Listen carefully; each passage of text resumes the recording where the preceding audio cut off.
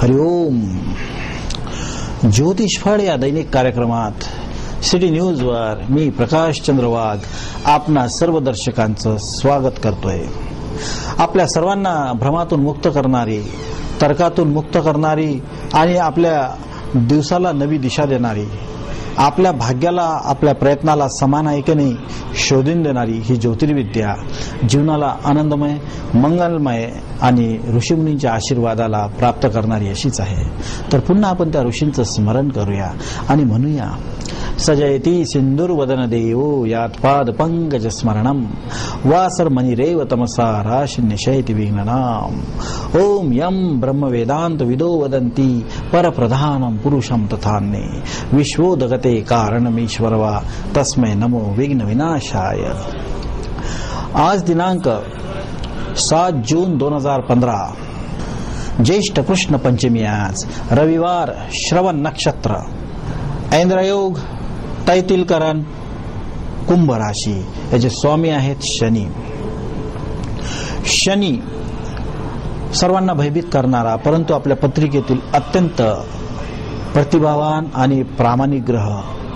पापग्रह जरी असला तरी अत्यंत प्रामाणिकपणे कार्य करणे शनीचं कार्य आहे.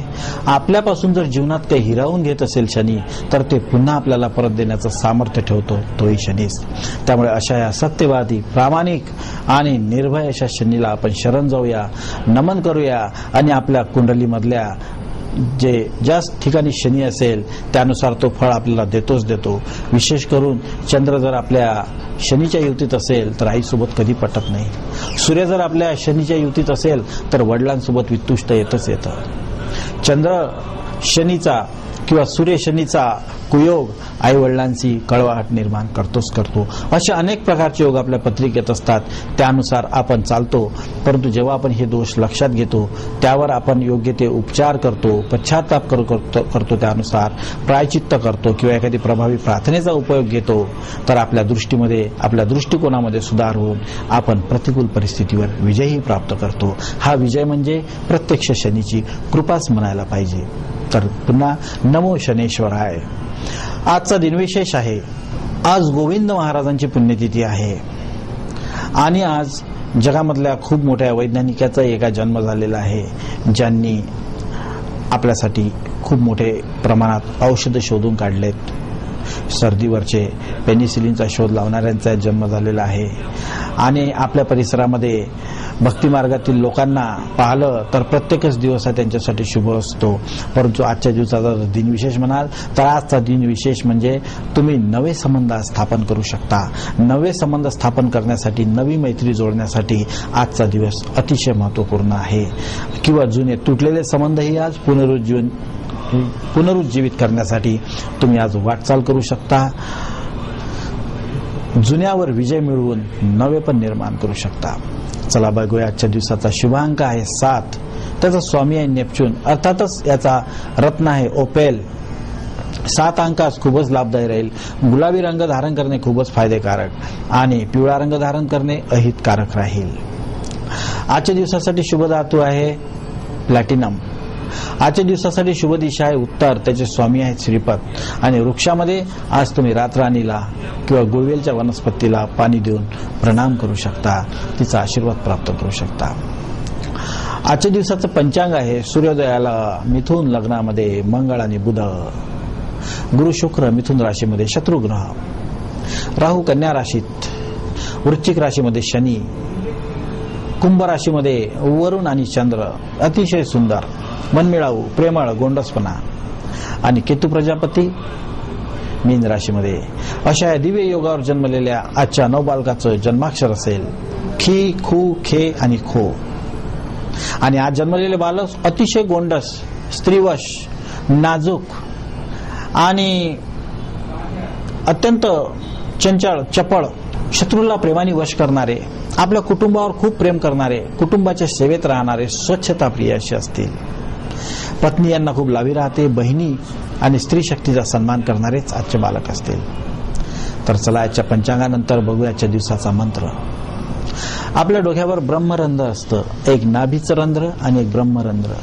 त्याच्यामुळे आपल्याला शिखा वाळवून शिखावंदन करण्याची सुद्धा आपण सवय लावू शकतो. कारण की ज्यांना वाटते की अंतराळातली ऊर्जा मला अँटिनासारखी माझ्या ब्रह्मस्थानातून मिळते, कोणातरी गुरुची दीक्षा घेतलेली आहे मी किंवा त्रिकाल संध्येचा साधक आहे, तर असे लोक शिखा वाढवतात. आणि या शिखेला एक गाठ बांधण्याची पद्धत असते. ही गाठ बांधताना एक मंत्र म्हणला जातो, ओम चिद्रूपिणी महामाये दिव्य तेज समन्विते तिष्ठम देवी शिखामध्ये तेजोवृद्धी करिष्वमे. परंतु एक नियम असा, आपली शिखा कधीही मोकळी सोडू नका.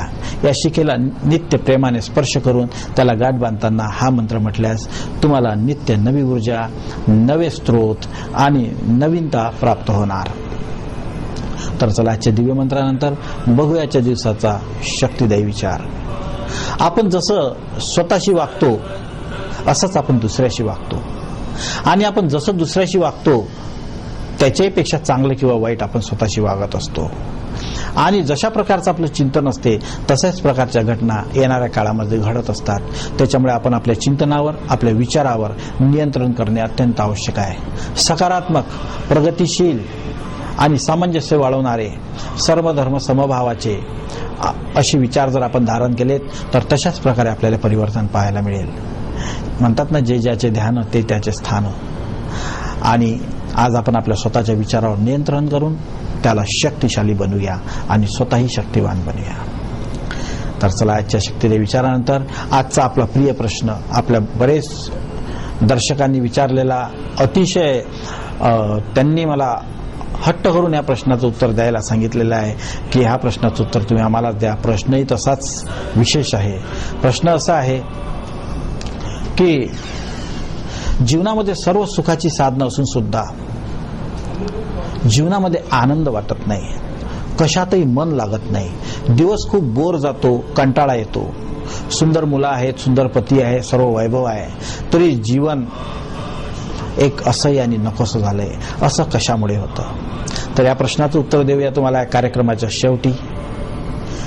त्यासाठी बघत राहा ज्योतिष फळा कार्यक्रम. आणि कसं असेल आजचं भविष्य, कसा जाईल आजचा दिवस, तोही बघूया एका नजरेत. सर्वप्रथम मेष राशी.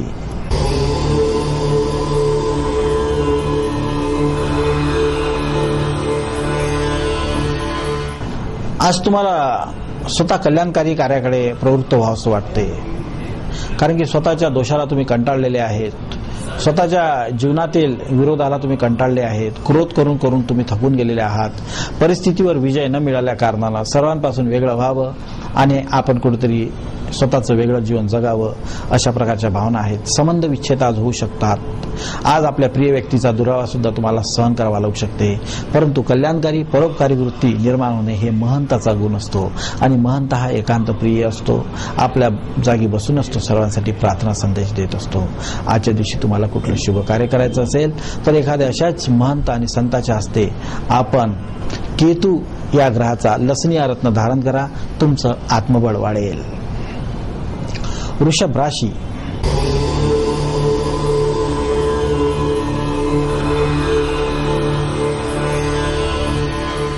तुमच्यामध्ये योगाचा गुण आता वृद्धिंगत होत आहे. कारण की योग व्यायामामध्ये आपण एवढे पटू झालेले आहात की संसारातही आपण निवृत्त आणि वैराग्यता धारण करावं असं तुम्हाला वाटतंय. बहुतेक तुम्हाला बरेचसे बंध साधलेत किंवा तुमचे षडचक्र भेदनासाठी तुम्हाला सहाय्यक परिस्थिती निर्माण झाली. कुंडलिनी जागरणच्या व्यर्थ प्रयोगाकडे वळू नका. कारण की स्वाभाविक सहज ज्या गोष्टी घडू शकतात त्याच योगिक क्रियेमध्ये येतात. आणि आपण ज्या मार्गाने जातो त्या मार्गाने आपल्याला अनेक गोष्टी साध्य होतच राहतात. त्यामुळे हाताशी धरलेलं काम तुम्ही टाकू नका. मनाशी घेतलेला विषय तुम्ही टाळू नका. तुम्हाला तुमच्या कार्यात निरंतर पुढे जाऊन यश जर घ्यायचं असेल तर येणारे अडथळे आपोआप दूर व्हावे असं जर वाटत असेल तर चालत राहा, चालत राहा, चालत राहा. हा संदेश तुम्हाला महत्वाचा आहे.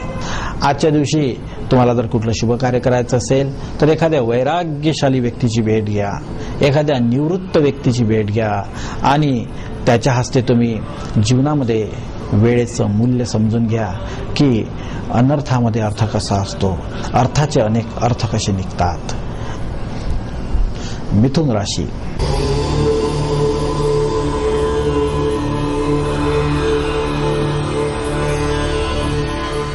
आज तुम्हाला तुमच्या कुटुंबावर, समाजावर, देशावर खूप प्रेम करावंसं वाटते. तुमच्यामध्ये प्रार्थना भाव तयार झालेला आहे, कारण की स्वतःच्या जीवनामध्ये एवढे अपयश आलेले आहेत की शेवटी काय करावं असो विचार करता करता तुम्हाला स्वतःवर, स्वतःच्या समाजावर आणि देशावर प्रेम करायची युक्ती सुचलीत. अतिशय कल्याणकारी आणि योग्य अशी भावना आहे. यातून तुम्हाला बरंच काही साध्य होणार आहे, कारण की आपल्याला ज्या प्रेरणा होतात त्या कुठल्या तरी अतिंद्रिय शक्तीच्या साह्याने, आणि आपण या प्रेरणेवर चालणे हे म्हणजे आपलं एक प्रकारचं जीवित कार्यच म्हटलं पाहिजे, मिशन म्हटलं पाहिजे. यासाठी तुम्ही सकाळी उठल्यानंतर पहिल्या 10 विचारांचं निरीक्षण करा, त्यानुसार काम करा, तुम्हाला यश मिळेल. आणि राष्ट्रहित लक्षात घेऊन काम करत असल्या कारणानं तुम्ही देशभक्तही आहात. तर अशा वेळेस तुम्हाला जर आज कुठलं शुभ कार्य करायचं असेल तर एखाद्या देशभक्ताच्या हातून, एखाद्या राष्ट्रप्रिय व्यक्तीच्या हातून तुम्ही मूंग हा रत्न धारण करा. तुमचं सामर्थ्य वाढेल आणि तुम्हाला नव्या संधी प्राप्त होतील. कर्क राशी.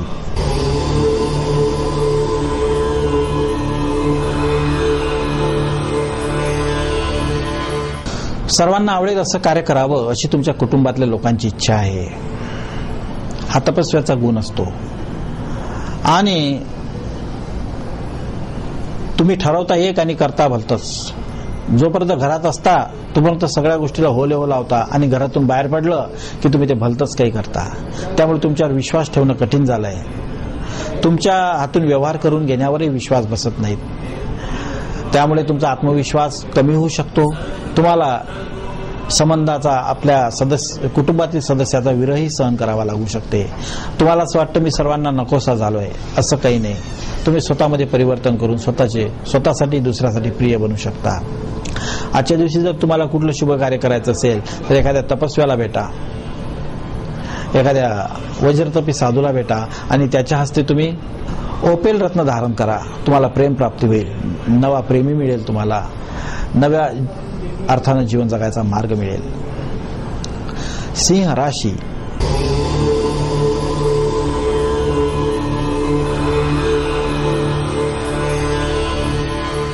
आज तुम्हाला तुमच्या घराला स्वच्छ ठेवण्याची खूप इच्छा होत आहे. भूमातेला स्वच्छतेचं धोरण तुम्ही स्वीकारलंय आणि तुमच्या स्वभावात ते आलंय.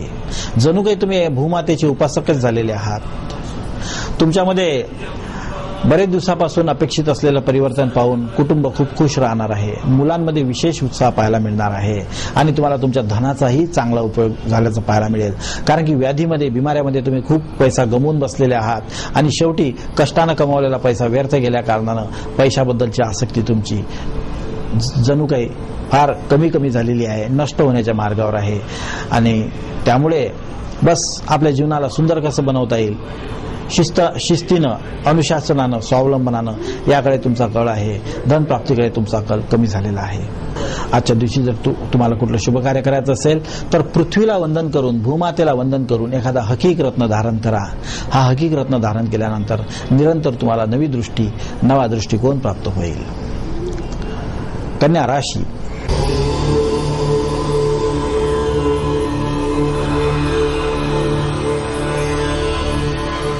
प्राकृतिक नियमाला अनुसरून त्यानुसार जीवन जगणारे हे विद्वानच असतात आणि तुम्ही तर त्यापैकीच एक आहेत की तुम्हाला काय अशक्य आहे.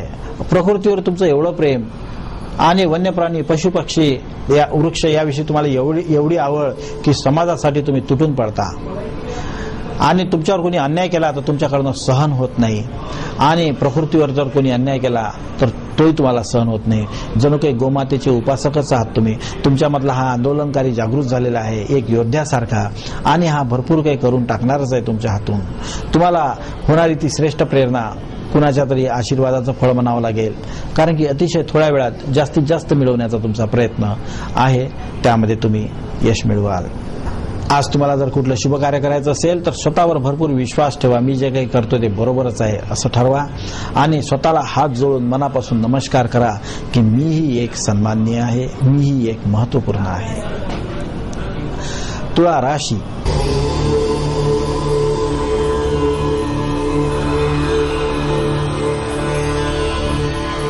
आज तुम्हाला प्रश्न पडला आहे की मी जन्मदाता आहे की पालक आहे. जन्मदाता म्हणजे आपल्या कुटुंबाची पर्वा न करणारे, त्याचं होईल ते होईल, देवाच्या कृपेनं होईल असा विचार करणारे. परंतु जे मुलांसोबत खेळतात, त्यांचा अभ्यास घेतात, त्यांना काय पाहिजे याच्यावर लक्ष ठेवतात, त्यांच्या मानसिक, शारीरिक, बौद्धिक विकासाकडे लक्ष ठेवतात, तेच पालक असतात. तुम्हाला तुमच्यामधलं पालकत्व पाहायला मिळेल आणि तुम्ही त्या मार्गाने आता काम करणार आहात. कुटुंबाला खुश करण्याचा तुमचा प्रयत्न, कुटुंबावर तुमचं प्रेम असल्याचं तुम्हाला दाखवायचं आहे आणि स्वतःच्या त्रुटी दूर करून त्याचं पश्चाताप करून नव्या अर्थानं तुम्हाला आपल्या प्रिय लोकांशी जुळायचं आहे. ह्याच कामाला प्राथमिकता देण्यास तुम्हाला फायदेकारक राहील. आज जर कुठलं शुभ कार्य करायचं असेल तर तुम्ही एखादी तुळशीच्या माळेवर प्रिय मंत्र उत्साह देणारा जपू शकता किंवा ईश्वरी कार्यामध्ये हातभार लावू शकता. त्यामध्ये पत्नीचंही सहकार्य मोलाचं राहील. वृश्चिक राशी.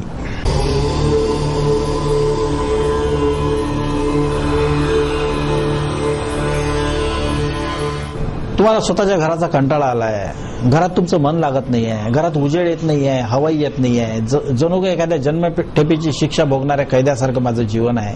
कधी माझा भाग्योदय होईल, कधी मला देव पावेल, अशा प्रकारचे विचार तुमच्या डोक्यात येत आहेत. आणि स्वतःचं घर पण कसं तयार करावं, स्वतःचं घर कसं सुंदर करावं, कसं थोडक्या जागेत ऍडजस्ट करावं याकडे तुमचा कल लागलेला आहे. आणि दुसरीकडे एवढं सारं वैभव असून सुद्धा त्याचा आपण कसा त्याग करतोय, त्याच्यात आपलं कसं मन लागत नाही हे आपल्याला कळत नाही आहे. मनाला आनंद देणाऱ्या वस्तूचा शोध तुम्ही घ्या, मनाला आनंद देणाऱ्या वस्तूतलं सौंदर्य शोधा, तुमचं जीवन सुंदर बनेल. आणि आजच्या दिवशी जर कुठलं शुभ कार्य तुम्हाला करायचं असेल तर एकांतात जाऊन एखाद्या पिंपळाच्या झाडाखाली बसून स्वतःचं दुःख आठवून 2 अश्रू तुम्ही ढाळा, तुम्हाला ईश्वरी कृपा प्राप्त होईल. धनु राशी.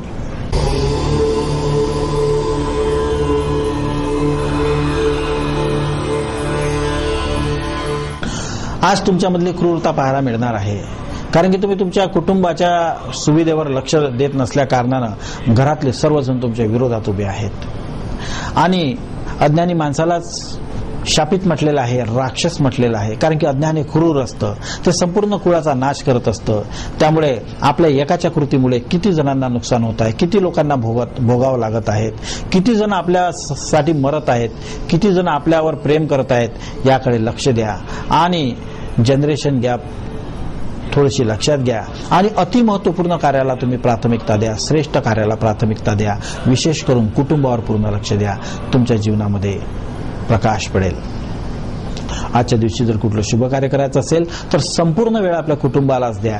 छोट्या मोठ्या गोष्टीचं कौतुक करा, छोट्या मोठ्या कामात रमा, आनंद मिळेल.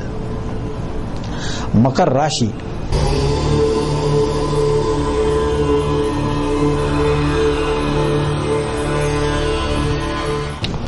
स्वतःचा विकास होत नाही आहे, स्वतःचा भाग्योदय होत नाही आहे, या चिंतेत आपण पडलेला आहे. सगळ्या प्रकारचं शिक्षण घेतलं, अनुभव घेतलं, इथं गेलो तिथं गेलो, अर्ज केला, परीक्षा दिला, पण नापासवर नापास. स्वतःची पात्रता विकसित होत नाही, देव पावत नाही, कुठलंही काम करायला जातो योग्यपणे घडत नाही, कंटाळा आलाय, असं वाटतं जीवन नकोसं झालं, काहीतरी करून टाकावं. आणि दुसरीकडे दारिद्र्य सुद्धा सहारा देत नाही, तर काय करावं. तर तुम्ही निश्चित आज जर कुठलं शुभ कार्य करायचं असेल तर भगवद्गीतेचा सहारा घ्या. भगवद्गीतेचं वाचन केल्यानं आत्मबळ वाढतंय, आत्मबळ वाढलंय की रिद्धिसिद्धी प्राप्त होते. हा सर्वश्रुत अनुभव आहे. त्यासाठी आईवडिलांना चरणस्पर्श करून किंवा आपल्या शेजारच्या कोण्या वृद्धांना नमस्कार करून दिवसाला प्रारंभ करा, यश मिळेल. कुंभ राशी.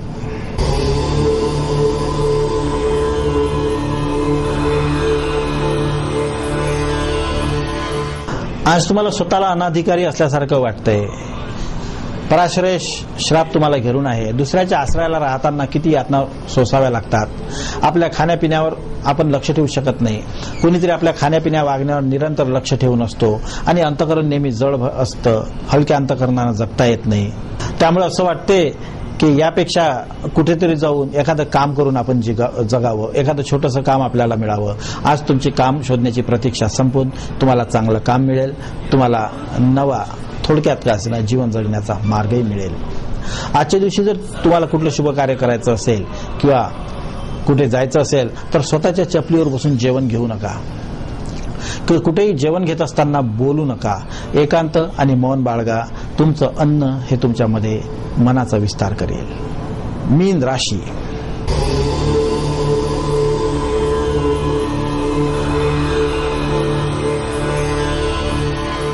मीन राशींना संदेश आहे की पाणी फार सावकाशपणे प्या. असं म्हणतात जसे पिऊ आपण पाणी तशीच होईल आपली वाणी, आणि जसे घेऊ आपण अन्न तसेच होईल आपले मन. जेवण करताना तुम्ही बोलायचं नाही, रागवायचं नाही आणि टीव्ही सुद्धा पाहायचं नाही.